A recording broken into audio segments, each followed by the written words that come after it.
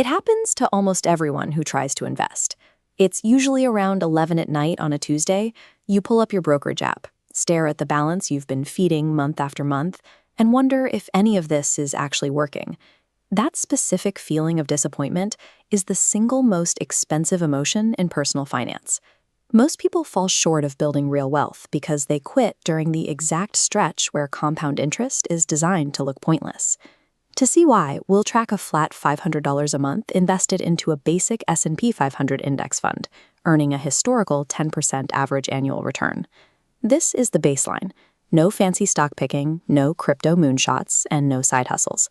Just one automated transfer every month. At level 1, the 0 year, investors like Casey and Jake look identical. After 12 months of discipline and $6,000 in contributions, their total profit is exactly $283.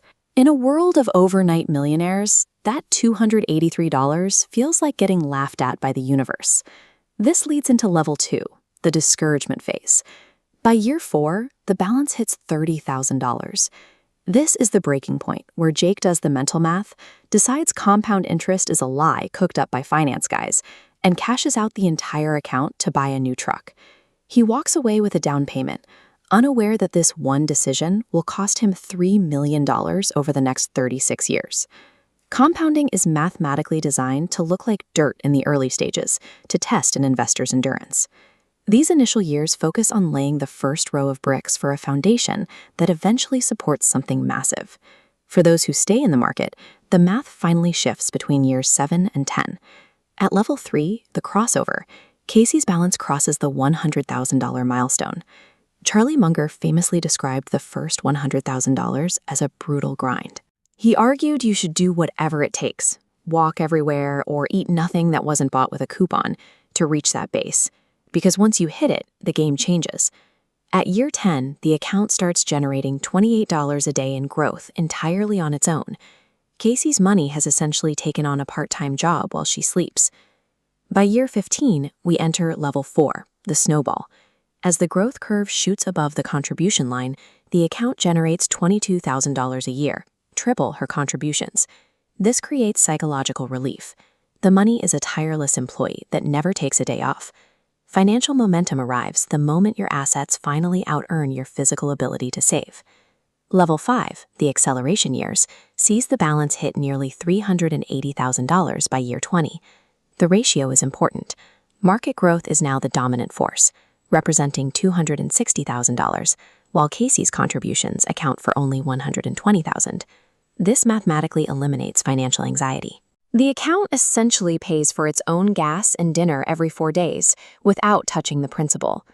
Between years 20 and 25, Casey enters level 6, the inflection point. This is the era of quiet wealth, driving a 10-year-old car while sitting on $660,000. Mathematically, she is now ahead of 85% of Americans her age. The account now generates a $70,000 annual return. It is pulling in a median American salary without a resume, an alarm clock, or a single meeting. Contrast this with Jake. At 48, starting over with only $14,000, he's still waiting for his life to settle down to begin investing seriously. Wealth at this level is the invisible receipt of 25 years of automated, boring discipline. It has nothing to do with looking rich and everything to do with staying in your seat. Level 7 is the exponential phase, where the math stops making sense to the human brain. Casey's balance crosses $1 million at year 30, and by year 40, a vertical spike carries the portfolio to $3.16 million. That $3.16 million generates $866 a day in passive growth. Every single day, Casey's portfolio earns the equivalent of a plumber's weekend emergency shift while she sleeps or eats breakfast. Over 40 years, she contributed $240,000. The final account value is 13 times what she put in. Consider the penalty for starting late.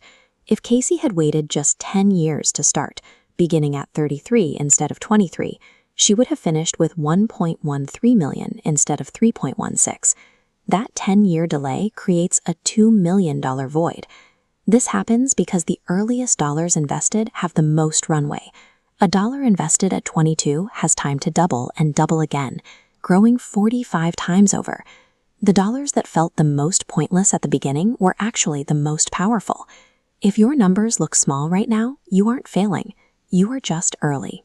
The goal is to avoid reallocating, avoid getting cute, and avoid pulling a Jake. Building wealth relies on the psychological discipline to ignore an account for 20 years while it quietly builds momentum to carry your entire financial future.